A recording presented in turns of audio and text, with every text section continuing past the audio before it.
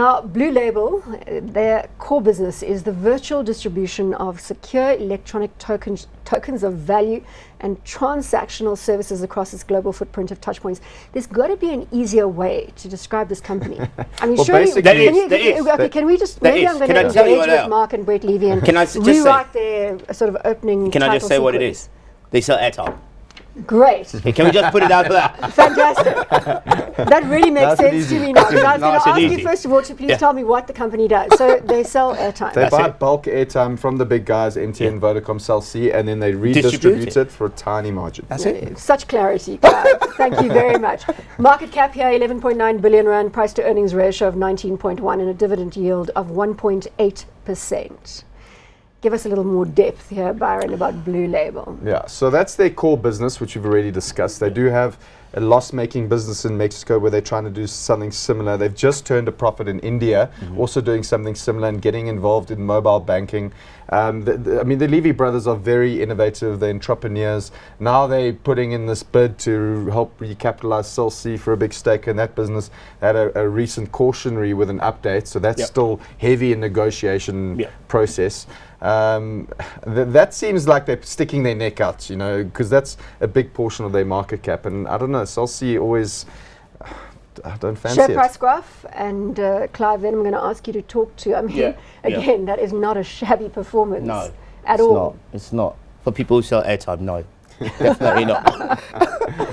So you see that little downward dip at the end. We've basically seen that reflected throughout the stocks that we've discussed today. And obviously this is just a general market for sell-off a little at the tail there.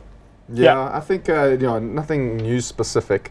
I think the market is really waiting on the Cell C thing. The nice thing is, I mean, they've got a solid balance sheet. They've got quite a lot of cash, not much debt. So they push a big stake in Cell C into that business. You know, we could see a doubling of earnings, you know, almost instantly because they're not giving up any script or anything, I don't think, with regards to that deal. Yeah, I think, Byron, as well, what we forget is that this is a very young company. You know, 2001, and then by 2007 you're listing, and then you've got the likes of Microsoft buying stakes in you, and then all of a sudden you grow into India, you go into Mexico, you've got this massive guys behind you who are supporting you all the time. And, by the way, everything is becoming about airtime now, isn't it? Electricity, I mean, you know, they've come up with a deal with Eskom to distribute those, prepaid electricity meters. So, I mean, those kind of things are where we are going to be going. Maybe one day we'll be buying petrol with tokens. Who knows? You know, that is where we're headed. So it is safe, it is efficient, and it works for them. So I've seen it. I mean, I've just moved into a new house myself, and we have to use prepaid. I was like, what? Where do we start with this? But it just shows you that the guys are actually prepared. And they simplify the process for you. They simplify the process with you. They've got a great distribution channel with all petrol stations in South Africa. You know, so you just never run out of airtime unless you don't have rand for the airtime. Hot or not?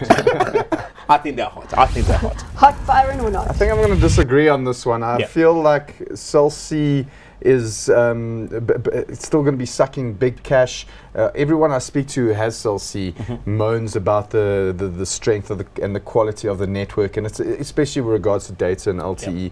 And also in terms of competition and selling airtime, you know, we're seeing the likes of FNB, a lot of people with already loyal subscribers that can just buy airtime via their online profiles or whatever. So I think that the competition there can be quite heavy.